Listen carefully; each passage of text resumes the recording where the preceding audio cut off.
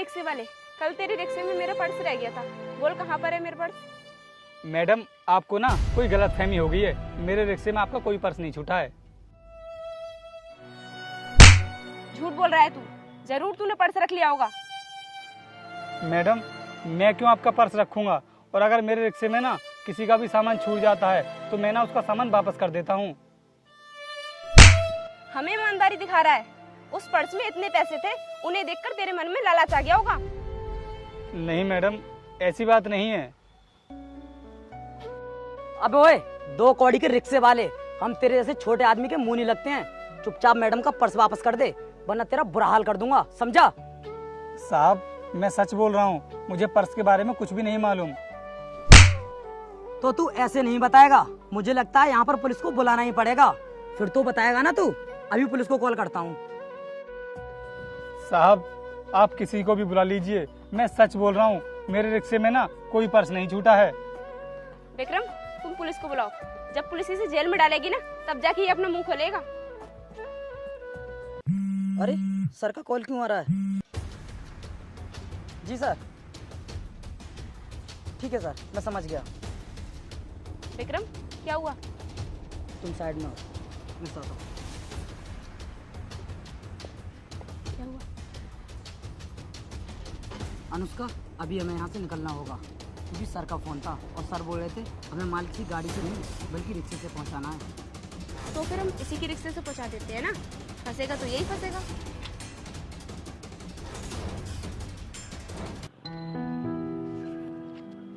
अरे साहब साहब साहब, रोकिए रोकिए। कल आप मेरे रिक्शे में बैठे थे ना, तो आपका पर्स मेरे रिक्शे में छूट गया था। ये लीजिए।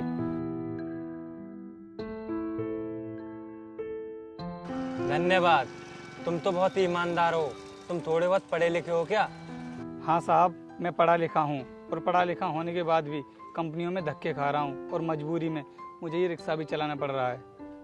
कोई बात नहीं, तुम रिक्शा चलाने के साथ साथ गवर्नमेंट जॉब की भी तैयारी करते रहो।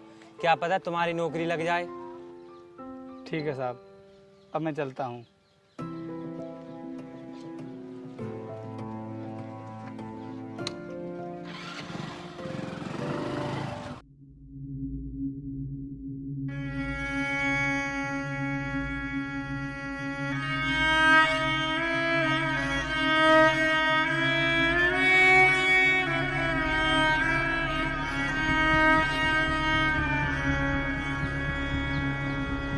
ए रिक्शे वाले, ये हमारा सामान शहर से बाहर छोड़ दे। ठीक है मैम साहब, बैठ जाइए। नहीं, तू चल, हम लोग बाइक से आएंगे। ठीक है, जैसी आपकी मर्जी।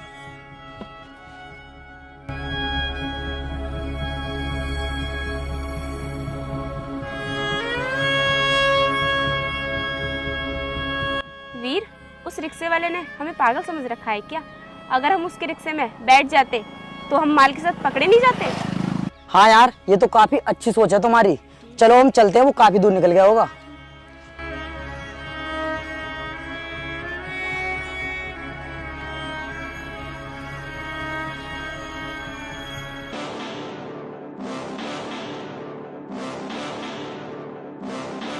अनुष्का, बॉस का फोन आया था मेरे पास। हमारा माल ना ठीक ठाक पहुंच गया, और हम कल के लिए भी ना वही टेक्निक लगाएंगे। ओह, ये तो बहुत अच्छी बात है। सर, मैं उन लोगों को सुबह ही पकड़ लेता, लेकिन मेरे पास कोई सबूत ही नहीं था, क्योंकि वो लोग मेरे रिक्शे में बैठे ही नहीं थे। ठीक है सर।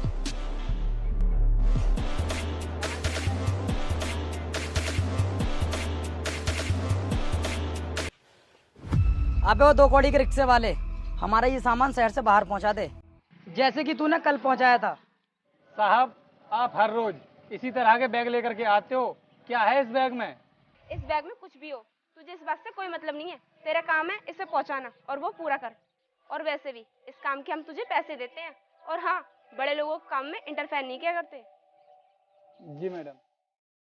और हाँ, तू अपने काम से काम रखा कर, इन फालतू चीजों पर ध्यान मत दिया कर। आप लोगों की बातों को सुनकर मुझे ऐसा लग रहा है कि जरूर आपके बैग में कोई 2 नंबर का सामान है। देख, अपनी औकात में रहकर बात कर। और जो तू बोल रहा है ना कि इस बैग में 2 नंबर का सामान है, ऐसा कुछ भी नहीं है। तेरा काम है इसको पहुंचाना, इसको टाइम से पहुंचा दे तू।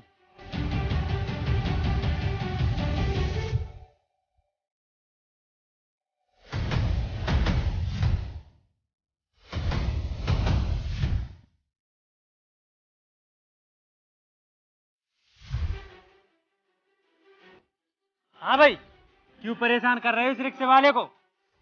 भैया ये हमसे फालतू बोल रहा था। तो क्या तुम इसे जान से मार दोगे? कोई बात नहीं, तुम जाओ अपना काम करो और इसे भी अपना काम करने दो। धन्यवाद साहब आपका।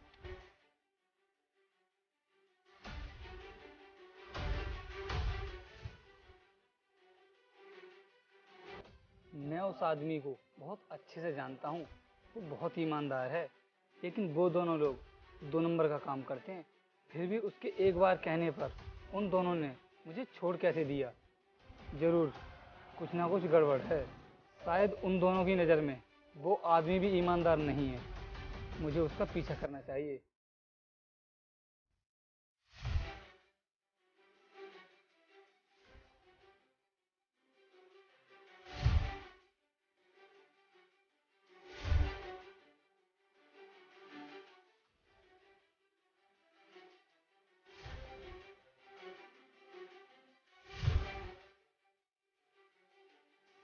चल उतर नीचे।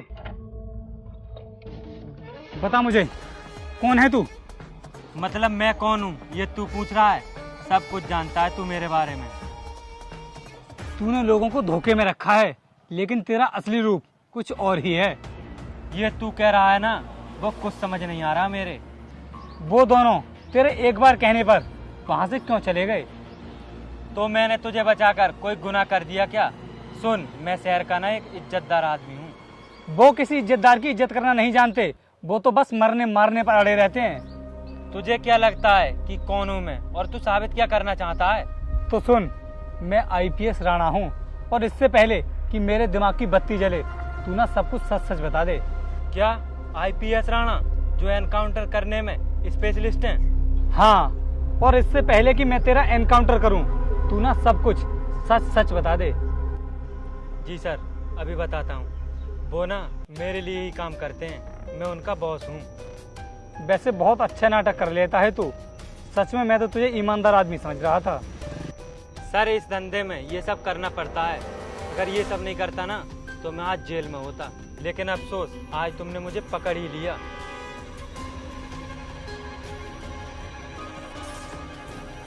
जय Hind sir. Sir, operation successful हुआ। मैंने उस गैंग के बॉस को तो पकड़ लिया है, और बाकी की टीम को हम बहुत जल्द पकड़ लेंगे। जी सर, आप जल्दी से गाड़ी भिजवा दीजिए। ओके।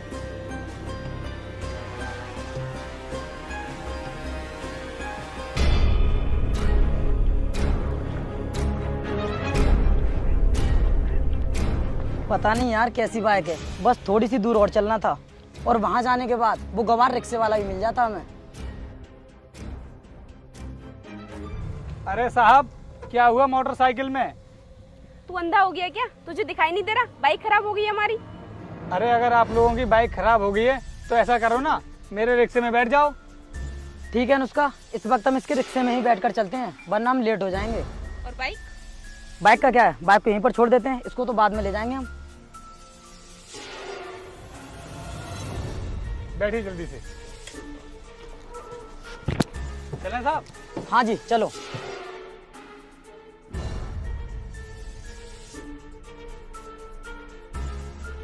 अरे अनुष्का, आगे तो पुलिस खड़ी है, अब हम क्या करें?